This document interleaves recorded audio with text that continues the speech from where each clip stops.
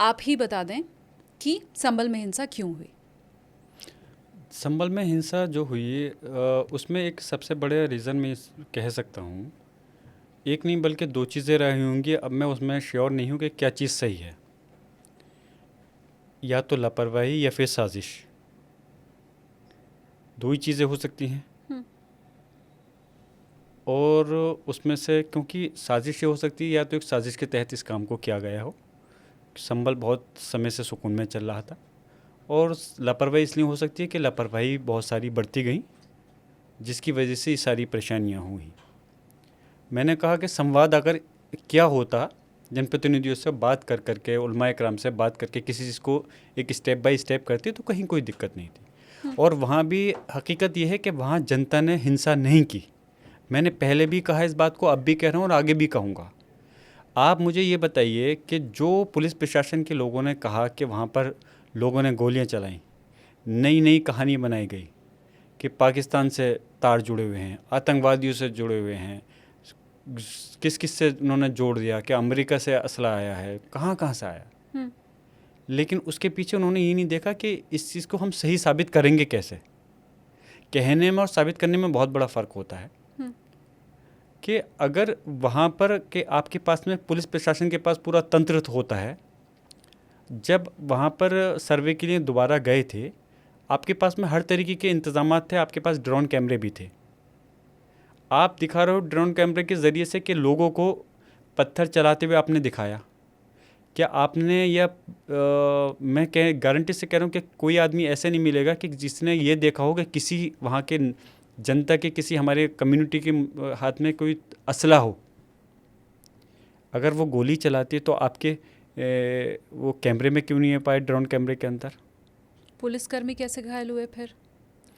अब मैं कुछ चीज़ें कही जाती हैं, कुछ चीज़ें नहीं कही भी उन्हें साबित। गोली भी लगी मैं है। वही कह रहा हूँ, कुछ चीज़ें कही जाती हैं, कुछ चीज़ें नहीं कह करके भी अपने आप में बोलती हैं।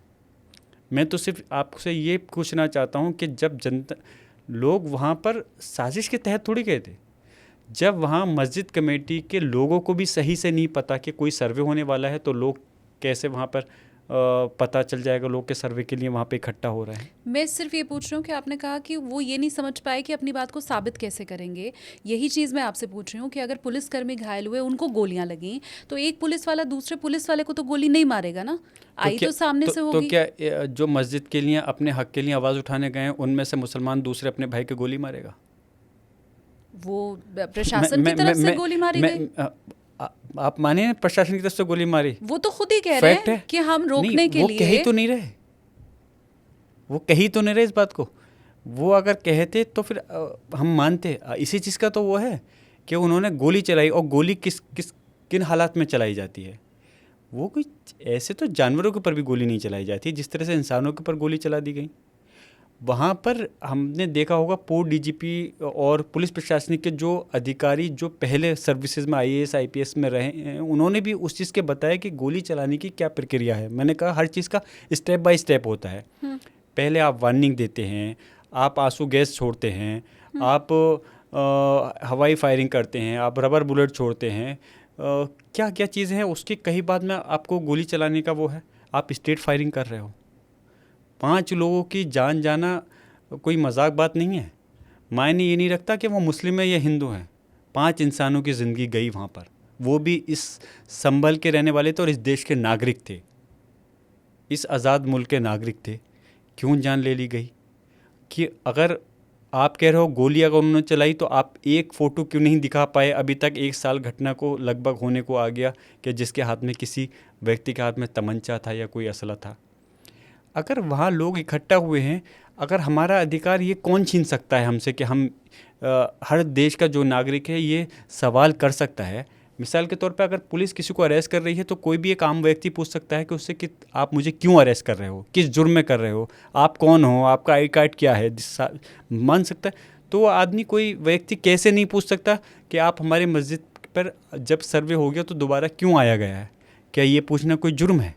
लेकिन इस चीज़ को जुर्म बनाया गया सिर्फ क्योंकि उनको बहाना चाहिए था। फिर तो ये साजिश ही हुई, लापरवाही आप क्यों कह रहे हैं? मैं वही तो कह रहा हूँ। नहीं, मैं वही कह रहा हूँ कि सिर्फ उनका ये पूछने पर ही उनको गाली गलौज दी गई। उन्होंने विरोध किया, गाली गलौज क्यों आप कर रहे हो, जब हम पूछ रहे हैं तो सीधे उन पर लाठी चार्ज कर दिया गया। जब लाठी चार्ज कर दिया गया, मैं पूछना चाहता हूँ, आप अगर किसी उस पर लाठी चार्ज करोगे तो एक जो धार्मिक मुद्दा होता है, धार्मिक जो भावना होती है, लोगों के दिल से जुड़ा होता है, आपने लाठी चार्ज कर दिया। फिर वहाँ पर एक खबर ये आई कि वहाँ पे हौज़ को खोदा जा रहा है, पानी निकाला जा रहा है। लोगों में फ़िक्र हुई कि हमारी मस्जिद को ये कुछ गलत करना चाहते हैं। उसके बावजूद भी उन्होंने कानून हाथ में लेने का प्रयास नहीं किया। लेकिन जब लाठी चार्ज हुआ, तब मैं मानता हूँ इस चीज़ को, लाठी चार्ज होने के बाद में कुछ व्यक्तियों ने, सब ने नहीं, अगर पत्थर चलाते तो वहाँ पर तो बहुत बचाना मुश्किल पड़ जाता पुलिस प्रशासन को। चंद लोगों ने पत्थर चलाए, लेकिन आप उकसा भी रहे हो, लाठीचार्ज, गाली बक करके, लाठीचार्ज करके उकसा रहे हो, पत्थर चला रहे हैं, तो आप गोली मार दोगे। ये कौन से कानून में कहा क्या पत्थर चलाने पे गोली मार दो? एनकाउंटर की जो परिभाषा है, आप जो हम आजकल देखते हैं, जो पुलिस बनाती है कि मुजरिम को पकड़ने गए, अपराधी को पकड़ने गए, उसने गोली चलाई, उसको हमने सरेंडर करने कहा, सरेंडर नहीं करा, उसने हमला करा, तो उसके एवज में हमने गोली चलाई। आप मुझे इसका जवाब दीजिए, वहाँ किसने गोली चलाई थी? वहाँ तो कोई किसी के पास हथियार ही नहीं था, तो गोली कहाँ से चलाता? और आपने उनको, उन 5 हमारे बेचारे उन लोगों के, नौजवानों की जान ले ली। उनके घर वालों की कभी पीड़ा देखी है? उनकी माँ का, किसी की माँ, किसी के बाप, किसी की बीवी, उनका क्या सूरत हाल है? कैसे वो अपने घर के अंदर वो लोग रह रहे हैं? और फिर अफसोस ये है कि जान भी उनके लिए और अपराधी भी उन्हीं हमारी लोगों में से बना दिया गया कि गोली उनकी लगी है। तो ये सारी चीज़ें हैं।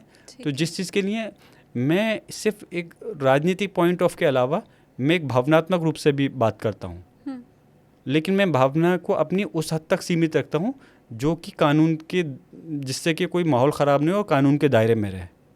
जाहिर सी बात है, भावना सबके दिल में होती है, बट मैं उसका भी इस्तेमाल करता हूँ बस उस हद तक कि जहाँ तक कि वो कानून का सम्मान, कानून के दायरे में रहते हुए लोगों के अंदर कोई इख्तलाफ पैदा नहीं हो। हालांकि मुझे लगता है ये बैड लक है आपका कि आप चाहते तो ये हैं कि आप कानून के दायरे में रह के बात करें, लेकिन वो जब लोगों तक पहुंचती है तो प्रचारित तो कुछ इसी ढंग से किया जाता है कि बर्ग साहब ने कहा तो हुआ। मैं अब ये जनता के ऊपर और कोर्ट के ऊपर छोड़ती हूँ, ये पूरा संभल का जो मामला है, क्योंकि जांच चल ही रही है, तो ये कोर्ट तय करेगी और जनता तय करेगी कि उन्हें क्या ठीक लग रहा है, क्या गलत लग रहा है। आप ये बताएं कि अब जबकि इसकी न्यायिक जांच रिपोर्ट सामने आई है तो उसमें बहुत सी चीज़ों का जिक्र किया जा रहा है कि इन बातों को कहा गया है। उस रिपोर्ट में ये कहा गया है कि संभल में हिंदुओं की जनसंख्या जो 1947 में 45% थी, वो 2025 में 15% रह गई है। संभल के सांसद होने के नाते, क्योंकि आपके दादाजी शफीकुर रहमान बर्ग साहब भी बहुत लंबे समय तक वहाँ का प्रतिनिधित्व करते थे, तो उस नाते क्या हिंदुओं की आबादी घटना संभल में आपके लिए चिंता का विषय है? देखिए, पहले तो ये जो आयोग बना है, न्यायिक आयोग, मैं सम्मान करता हूँ इसलिए क्योंकि वो न्यायिक आयोग है।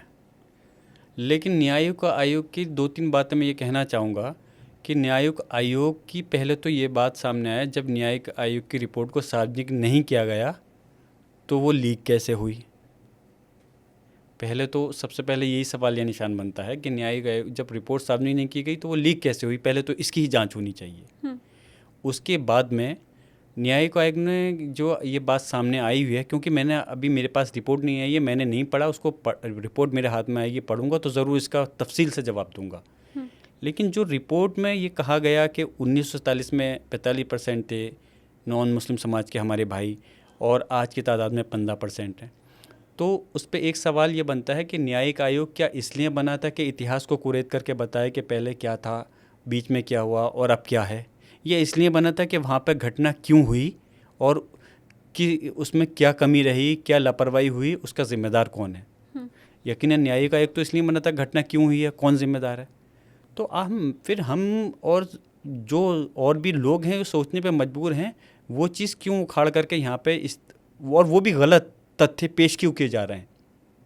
हिंदुओं की आबादी नहीं घटी है, मैं वही कह रहा हूँ। एक तो ये चीज़, इसका बिंदु नहीं था न्यायिक आयोग का स्टडी का या जांच का बिंदु नहीं था कि पहले क्या हुआ। बिंदु ये था कि घटना क्यों हुई, किस तरह से हुई, किसकी लापरवाही रही, कौन जिम्मेदार है। और उससे ये आयोग इसलिए बनती है जिससे कि सीख लेकर के आगे को उन चीज़ों पे सरकार वो रहे और नहीं हो पाए, कंट्रोल कर सके। लेकिन पीछे की चीज़ें क्यों कर दी गई, जब ये उसका एक बिंदु नहीं था, कार्यक्षेत्र ही नहीं था उसका। और वो भी फिर गलत चीज़ें पेश की गई, जैसा आपने कहा कि आप कहते हैं कि हिंदू वहाँ से नहीं गए। मैं कह रहा हूँ ये बिल्कुल गलत तरीके से रिपोर्ट पेश की गई है कि हिंदुओं के समाज ने इतनी बड़ी तादाद में पलायन किया। मुझे देश के हिस्से में बताइए जहाँ पे जो ज़्यादा वहाँ पे विकास नहीं है जिन क्षेत्रों के अंदर, तो वहाँ से लोग अपने बच्चों के एजुकेशन के लिए, स्वास्थ्य फैसिलिटीज़ की वजह से, या फिर कारोबार की नौकरी की वजह से जाते हैं लोग कितने से। और ऐसे जो मुस्लिम, मैं पूछना चाहता हूँ जो कि फिर वो इस बात का जवाब दें, अगर हिंदू समाज ने इसलिए पलायन किया वहाँ से डर करके, तो फिर मुस्लिम समाज ने जो पलायन किया है वहाँ से, जो गए हैं दूसरी जगह, दिल्ली, लखनऊ, बॉम्बे, इंदौर, अहमदाबाद, ये जो मैं बता रहा हूँ आपको, राजस्थान, ये मेरे पास डाटा है। पलायन अलग बात है, जनसंख्या का रेशियो ही बदल जाना। हाँ, मैं वही कह रहा हूँ, वो चीज़ गलत है, रेशो नहीं बदला, ये गलत तरह से पेश की गई है ये रिपोर्ट जो है। और मतलब आप कह रहे हैं हिंदुओं का पलायन हुआ है, वो ठीक बात है, उसकी अलग वजहें हैं, लेकिन संभल में हिंदुओं की जनसांख्यिकी बदली है, ये गलत तथ्य है। अभी मैं उसी पे उसका भी जब आ रहा हूँ, मैं ये कह रहा हूँ कि वहाँ से संभल से अगर कुछ तादाद में नॉन मुस्लिम गए हैं तो कुछ तादाद में मुस्लिम भी गए हैं, और वो लेकिन उनका मकसद डर का नहीं, वो गए हैं अपने उसकी वजह से, अपनी जो बच्चों के एजुकेशन हो या उनके रोज़गार नौकरियों की वजह से। अब मुझे ये बताइए, नहीं मैं खाली नॉट ओनली संभल के हिस्से नहीं है, ऐसे देश के अंदर बहुत सारे हिस्से हैं कि जिस जगह पे जो बड़ी, जैसे हमारी सिटीज़ हैं, फॉर एग्ज़ाम्पल बॉम्बे है, पुणे है, चेन्नई है, तो उससे आकर्षित होते हैं, वहाँ पे एक वो रहता है, प्लेटफॉर्म रहता है जॉब के लिए आसानी से। लेकिन फिर दूसरी चीज़ आप ये बताइए कि अगर वो ये चीज़ कहें कि 45% आबादी कम होकर के 15% हो गई, डर की वजह से चली गई वहाँ पर, तो मैं आपसे उन लोगों से मैं ये भी सवाल करना चाहता हूँ, अगर 45% की आबादी वो अपने आप को असुरक्षित महसूस करती थी तो वो 15% पे रह गई, तो 15% की आबादी क्यों असुरक्षित महसूस नहीं कर रही? उनको तो और ज़्यादा असुरक्षित महसूस होता कि 45% थे तो ज़्यादा मजबूती में थे, 15% है तो कम में है। वो क्यों लंबे समय से 15% की आबादी रह रही है यहाँ पर? इस बात का जवाब है उनके पास में, नहीं होगा, क्योंकि बात ही गलत है। अगर 45% की आबादी डर के साए में रह रही है और वो चली जाए 30% छोड़ के, तो और कम जब बचेगी 15% की, तो वो तो और ज़्यादा डर के साए में जिएंगे। लेकिन ऐसा नहीं है, तो वो तो और जल्दी छोड़ करके चले थे 15%। ये गलत तरह से पेश किया जा रहा है, ऐसा नहीं है। हिंदू समाज की, और मैं एक बात और कहूँ, ऐसा नहीं है कि जो हिंदू समाज के जो वहाँ के नागरिक के संभल के अंदर, वो सिर्फ बीजेपी की सरकार में सुरक्षित हैं। वो समाजवादी की सरकार रही है तब भी वो उसी तरह सुरक्षित थे जो आज वो सुरक्षित है। मैंने आपकी बात मान ली, मेरे व्यूवर्स भी अगर इस बात को मान लें कि संभल से पलायन इसलिए नहीं हुआ क्योंकि हिंदू वहाँ असुरक्षित महसूस कर रहा था। आप मुझे ये बताएं, इतने लंबे समय तक आपके दादाजी वहाँ पर सांसद रहे, आपने खुद कहा कि समाजवादी पार्टी के निर्माण में आपके दादाजी शफीकुर रहमान बर्क साहब का भी हाथ है, मुलायम सिंह के वो इतने करीबी रहे थे। मुलायम सिंह और मुझे लगता है पूरा समाजवादी पार्टी ये जानता था कि आपके दादाजी को तो किसी पार्टी की ज़रूरत ही नहीं है, बिना किसी पार्टी के भी वो अपने दम पर संभल में चुनाव जीतने में सक्षम थे, ये हर कोई मानता है। तो उस जगह जहां आपके दादाजी इतने लंबे समय तक थे, जहां मुलायम सिंह का राज था जब उत्तर प्रदेश में, बावजूद इसके अगर वहां तक विकास नहीं पहुंचा, अगर वहाँ स्कूल नहीं है, वहाँ पर हॉस्पिटल नहीं है, वहाँ बाकी बुनियादी ज़रूरतें की चीज़ें नहीं है और लोगों को पलायन करना पड़ रहा है वहाँ से, तो फिर उसका जिम्मेदार कौन? देखिए, सबसे बड़ी एक वहाँ पर वजह है कि रेलवे, हमारे संभल का जो वो है कि रेलवे लाइन वहाँ से पास नहीं होती, नोएडा में भी नहीं होती, वहाँ करके ख़त्म हो जाती है। But you know about Noida, that Noida is the nearest from Delhi. नहीं, पर हॉस्पिटल और स्कूल के लिए मैं तो वही कह रहा मत हूँ, दीजिए। नोएडा का कंपेयर देखिए हम संभल से नहीं कर सकते, लेकिन मैं वही कह रहा हूँ कि लगातार अब ये उसको केंद्र सरकार की तरफ से बहुत प्रयास किया गया। मैं ये नहीं कह रहा कि सिर्फ बीजेपी की सरकार के समय में, जब कांग्रेस की सरकार थी तब भी कोशिश की गई थी कि वहाँ पे रेलवे लाइन को संभल से गजोला से जोड़ दिया जाए, जिससे कि डायरेक्ट कनेक्टिविटी पूरे ऑल ओवर इंडिया, दिल्ली और बॉम्बे सब जगह हो सके, लोग रोज़गार से जुड़ सकें उसके अंदर। बहुत हर बार बजट आता था, हर बार प्रयास करते थे, काफ़ी चीज़ सर्वे वगैरह भी हुए, लेकिन उसको अमली जामा नहीं पहन सका। हर बार वादा किया गया कि इस साल कर देंगे और बजट में यूनिवर्सिटी क्यों नहीं आ दादा पाई? मोहतरम ने स्कूल क्यों कोशिश नहीं? भी की। हाँ। देखिए जहाँ तक उसका आपने खुद अलीगढ़ मुस्लिम यूनिवर्सिटी से पढ़ाई की है? मैंने तालीम हासिल की है। हाँ। मैं बताता हूँ। और जहाँ तक यूनिवर्सिटी का मसला है, मानिए मतलब मेरे दादाजी ने एक सेंट्रल यूनिवर्सिटी खोलने की डिमांड जब मिनिस्टर एचआरडी के मिनिस्टर थे हमारे फातमी साहब से पहले, मेरे नाम जंसुतरा किया था, उसमें कोशिश की थी कि एक सेंट्रल यूनिवर्सिटी संभल में खुल जाए। और यहाँ तक मैं जो कह रहा हूँ वे फैक्ट कह रहा हूँ। फिर जब हेल्थ मिनिस्टर थे गुलाम नबी आज़ाद साहब से भी, मतलब मैं इसलिए उनका भी नाम ले रहा हूँ कि उनसे कोशिश की और उनके अलावा दूसरे लोगों से भी कोशिश की है कि संभल के अंदर एक एम्स, और एम्स नहीं खोल सकते आप, कहोगे कितने बड़ा एम्स है कि एक संभल जैसी जगह में कैसे खोलें, तो उसकी तरफ पर दूसरा एक बड़ा हॉस्पिटल खोलें। लेकिन समाजवादी सरकार में 100 बेड का हॉस्पिटल वहाँ पर बनाया गया था संभल के अंदर, जो अभी भी है और चल रहा है। मैं माफ़ी चाहती हूँ बर्क साहब, मैं इस चीज़ को कोट करूँगी कि गुलाम नबी आज़ाद साहब शफीकुर रहमान बर्क की बात नहीं सुन रहे हैं। ये मतलब देश को समझना चाहिए कि हम ये चाहते हैं कि हमारी ज़ात वाला खड़ा हो, हमारे मज़हब वाला खड़ा हो, तब वो हमारी बात सुनेगा। लेकिन गुलाम नबी आज़ाद साहब शफीकुर रहमान बर्क की बात नहीं सुन रहे हैं। देखिए उसका भी मैं तर्क मैं आपके सामने बात दूँगा कि शायद मैं समझता हूँ सारे मंत्री होने के बावजूद भी हो सकता है कि उनकी कुछ मजबूरियाँ रहती हों। नहीं, बीजेपी के ऊपर आप लोग यही तो कहते हैं ना कि एक विधायक नहीं है उनका मुसलमान, एक सांसद नहीं है, वो तो टिकट ही नहीं देते हैं मुस्लिमों को। तो वो पार्टी जो टिकट नहीं देती है, जिसके पास एक विधायक एक सांसद नहीं है, वो क्या मुस्लिमों की सुनेगी? यही तो आपकी बात रहती है। और आप कह रहे हैं कि वो पार्टी कांग्रेस जिसमें मुस्लिम विधायक भी हैं, सांसद भी हैं, वो टिकट भी दे रहे हैं, गुलाम नबी आज़ाद साहब भी हैं और शफीकुर रहमान बर्क जैसे। मैं बिल्कुल आपकी बात उसका ज़रूर जवाब दूंगा। समय ऐसा आया कि वक्त होने के बाद में कुछ उन्होंने अपनी तरफ से कोशिश की भी, लेकिन वो उसमें कामयाब होते होते वक्त ऐसा हुआ कि वो सरकार से आउट हो गए। तो वो चीज़ उसमें अमली जामा नहीं पहन पाया उसके अंदर। माननीय अखिलेश यादव जी से भी दादाजी ने इत्तेफाक से लंबे समय से सरकार ऐसी रही। दादाजी की कोशिश थी कि माननीय मुख्यमंत्री से कहा था कि आप जो है हमारे संभल के अंदर अति पिछड़ा है कि आप यूनिवर्सिटी, तो उन्होंने कमिटमेंट किया भी था, लेकिन अफसोस की बात है कि सरकार नहीं बन पाई। अब थोड़ा सा मैं आपकी पर्सनल लाइफ के ऊपर आती हूँ। पहले तो आप मुझे ये बताएं, अगर आप कैमरे पे बताने में कंफर्टेबल हैं, कि आपके घर में एसी कितने हैं? मैं अगर आपको बताऊंगा तो आप शायद बिलीव भी नहीं करेंगे। अच्छा।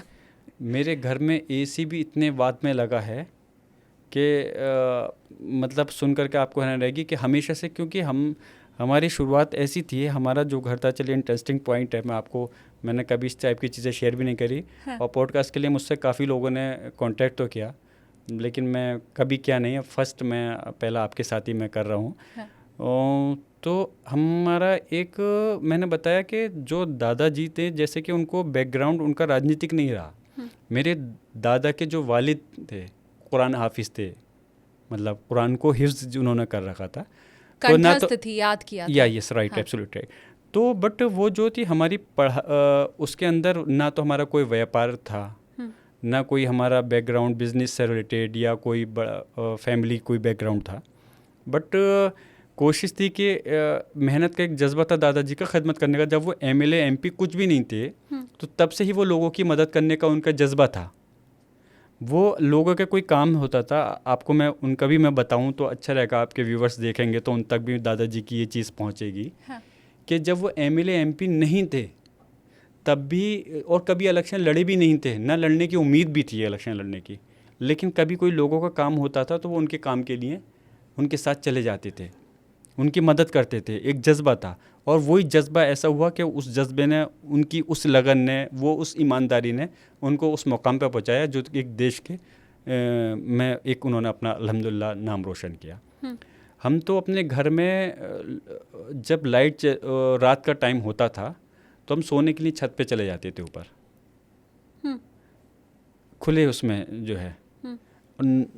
उसमें सिर्फ मैं शामिल नहीं, मेरे दादा जो इतने लंबे समय तक 4-5 बार विधायक, कैबिनेट मिनिस्टर और 3 बार सांसद रहे थे, 4थी बार सांसद थे, तब भी वो हम लोग छत पे ऊपर जाके सोया करते थे।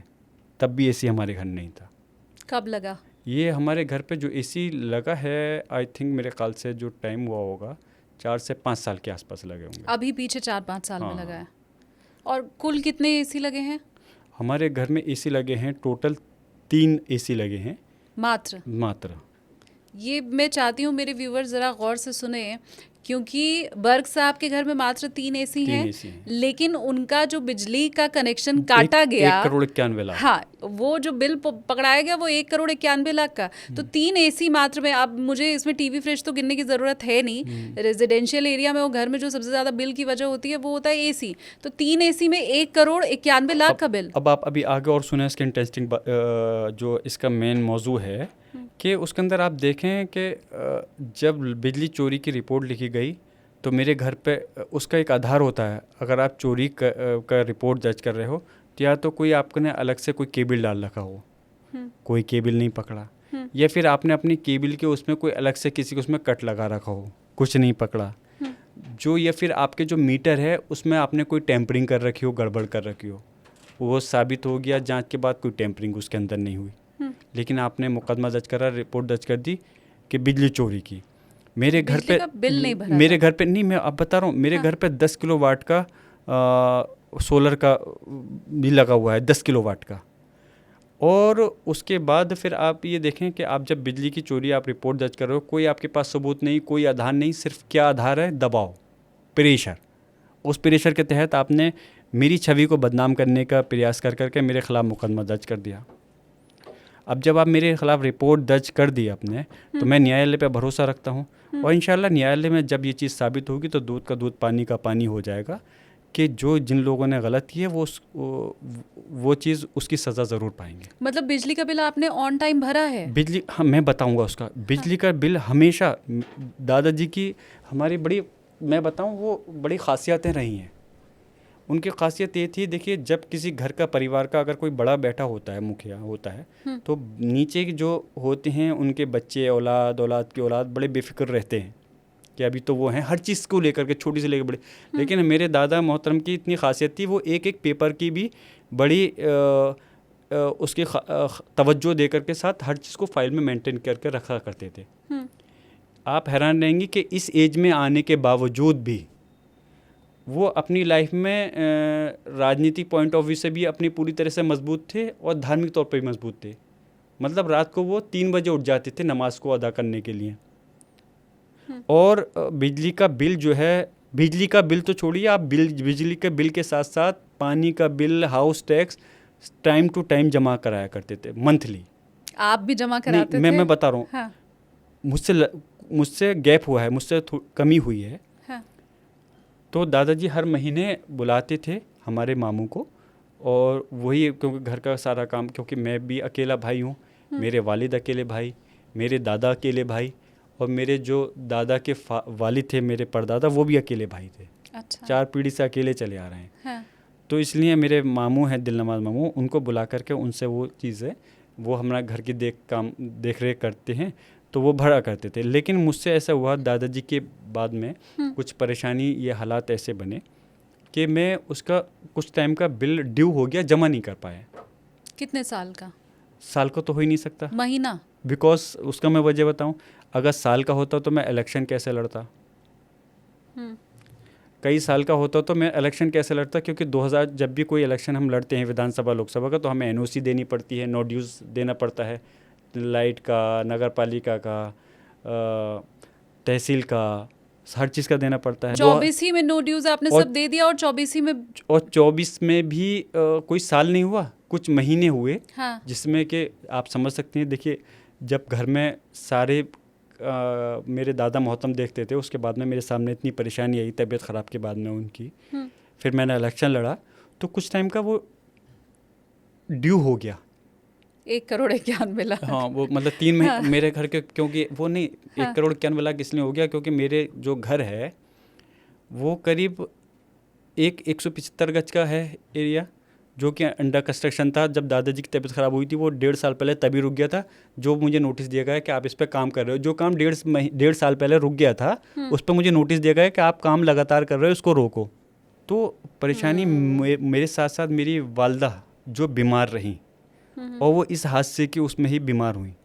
मतलब बीमारी उनको पहले थी हार्ट की और शुगर की, मेरी वालदा को। मैं मजबूरन, मैं अपनी पर्सनल जब बात चल रही तो शेयर कर रहा हूँ, मगर इन हालातों की वजह से उनकी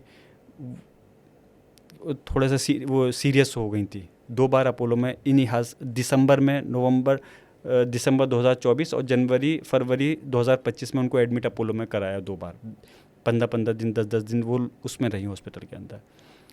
इसमें वो कैसे मैं अपनी बीमार वालदा के साथ में, अपनी बेटी के साथ में जो 2 साल की है, किस तरह से मैं ये सारी प्रताड़नाएं झेल करके आज मेरा बना हुआ घर मुझे अपने हाथ से तोड़ना पड़ रहा है। इसलिए तोड़ना पड़ रहा है कि मैं अगर खुद टूट जाऊंगा तो मेरी पूरी कौम टूट जाएगी। लोगों का जो हक और सच की बात के लिए जो लोगों का भरोसा है वो टूट जाएगा। इसलिए मैंने अपने घर को तोड़ना मुनासिब समझा, अपने आप को तोड़ना नहीं समझा। आज मेरा बना हुआ घर टूट रहा है। मैं लगातार मुकदमेबाजी में कोर्ट की शरण ले रहा हूँ और वहाँ से मुझे अल्लाह का शुक्र है कुछ हल्का हल्का इंसाफ मिल भी रहा है, न्याय मिल रहा है। लेकिन लगातार ये चीज़ साबित करती हैं कि किस तरह से आप सही बात के लिए आप गलत कार्रवाई कर रहे हो। आप ज़रा बीजेपी के विधायक सांसदों के या किसी भी उनके अधिकारियों के दिखाइए किन के नक्शे कितने हद तक कहाँ तक पास हुए हैं, थोड़ा बहुत आगे बने हुए हैं, तो ये है कि उसको तोड़िए, नहीं तो हम तोड़ेंगे। ये कितना एरिया है जो आई थिंक 1.5 मीटर। अच्छा। बट वो पूरा लेंटर तक का तोड़ने के लिए कहा गया, तो वो किया जा रहा है जो मैंने लेकिन बताया। आपको लगता है कि आपकी ये बात लोग मानेंगे, जनता मानेगी? क्योंकि हम ये उम्मीद करते हैं कि हम भले गलत हो सकते हैं पर हमारा सांसद गलत नहीं हो सकता है। हम ये उम्मीद करते हैं कि हम भले भूल जाएं अपना बिजली का बिल जमा करना, पर सांसद जैसे पद पर बैठा हुआ जो शख्स है, जो बहुत सम्मानित भी है, जिम्मेदार भी जिसे होना चाहिए, वो कम से कम ना भूले। तो ये कहना कि सिर्फ इतना मीटर है, या बीजेपी के भी नेता ऐसे होंगे जिनका घर बिना नक्शे के बना हुआ होगा, ये बात या ये दलीलें आपको लगता है कि जनता मानेगी?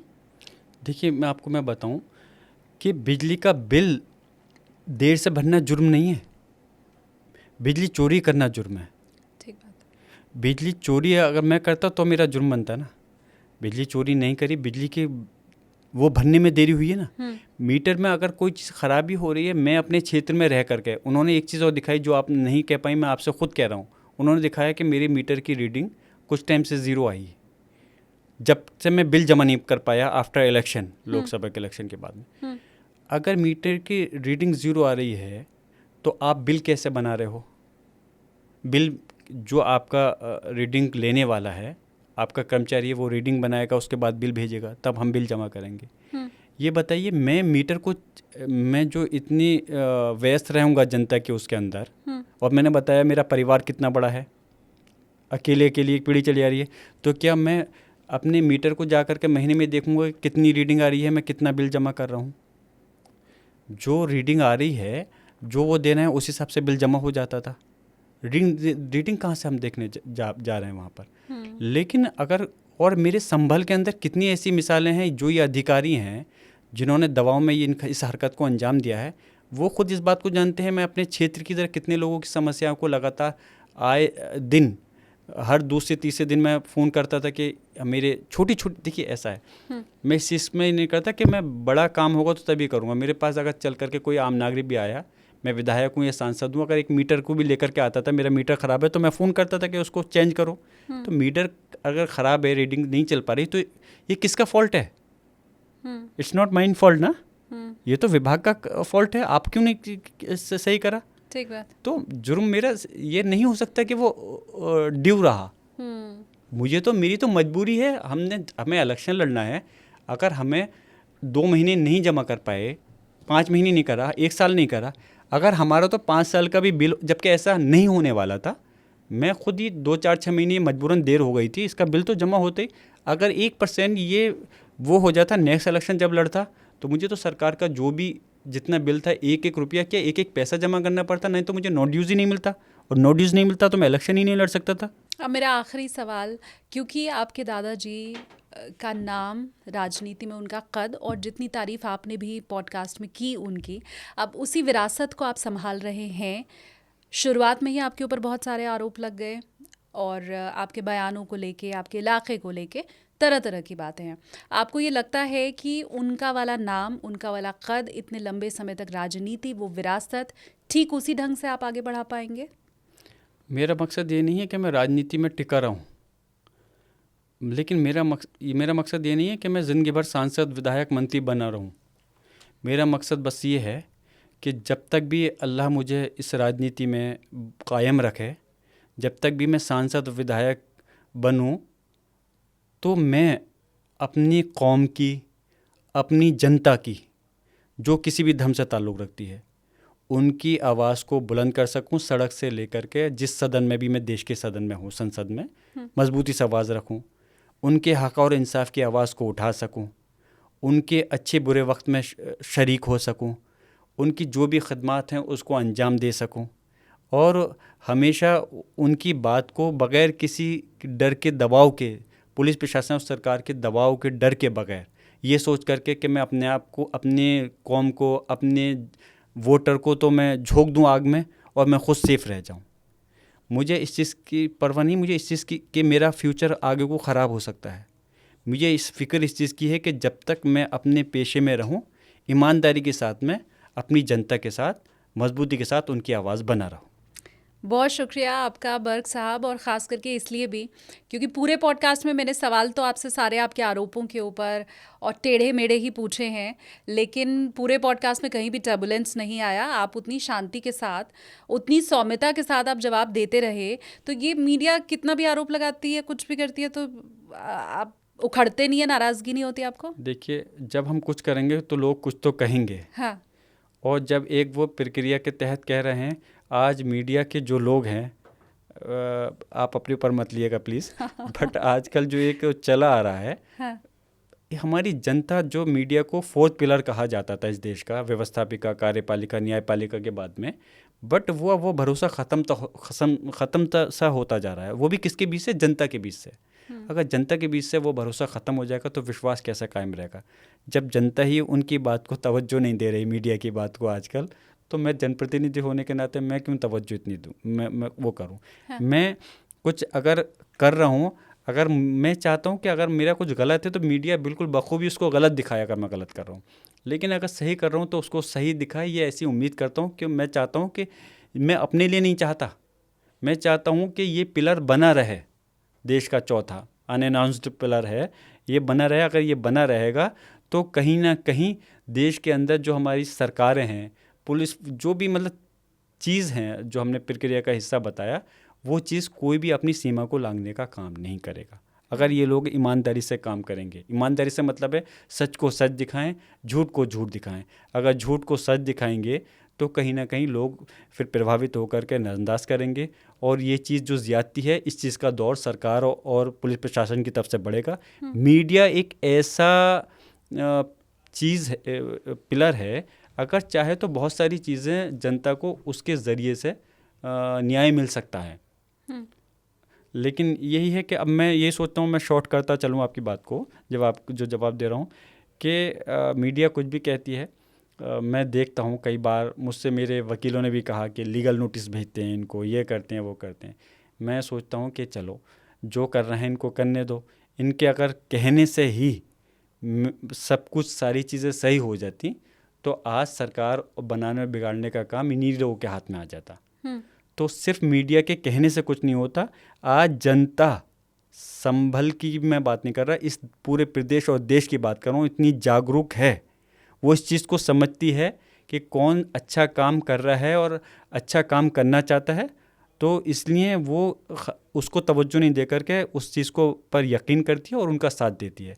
मुझे ये उम्मीद है कि इंशाल्लाह कि मैं अगर अच्छा काम कर रहा हूँ और एक मेरे जो भी मेरी क्वालिफ़िकेशन है उसके हिसाब से मैं चाहता हूँ कि मेरे क्षेत्र के अंदर तरक्की हो, मेरी आवाम, मेरे कौम के, मेरे जनता, मेरे वोटर खुशहाल रहें, मेरा देश तरक्की करे।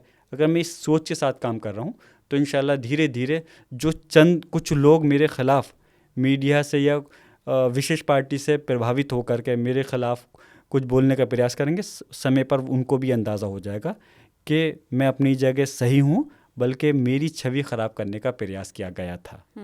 आपकी बात से मैं पूरी तरह सहमत हूँ और मुझे लगता है यही वजह है कि जो मेन स्ट्रीम मीडिया है उसकी क्रेडिबिलिटी शायद ख़त्म होती जा रही है। पॉडकास्ट को लोग पसंद कर रहे हैं, शायद यही वजह है। मैं ख़ुद तहे दिल से शुक्रिया अपने तकरीबन 6 लाख जो व्यूवर्स हैं उनका हमेशा देती हूँ कि हम पक्ष की आवाज़ भी पहुँचाते हैं, विपक्ष की भी आवाज़ पहुँचाते हैं, बिना शोर शराबे के, बिना लड़ाई झगड़े के।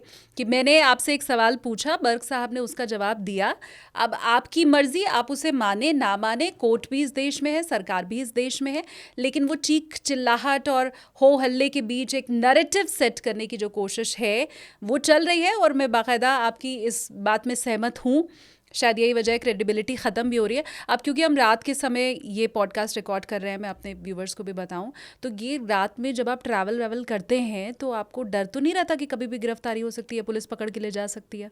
देखिए, सबसे पहला मेरा अल्लाह पर भरोसा कायम है और मैं यकीन रखता हूँ कि अल्लाह के हिफ्ज़ अमान में रहूँगा तो मेरा कुछ गलत मैं नहीं हूँ। अगर ऐसे नहीं कि मैं गलत करूँ और फिर मैं कहूँ कि अल्लाह मुझे बचा ले।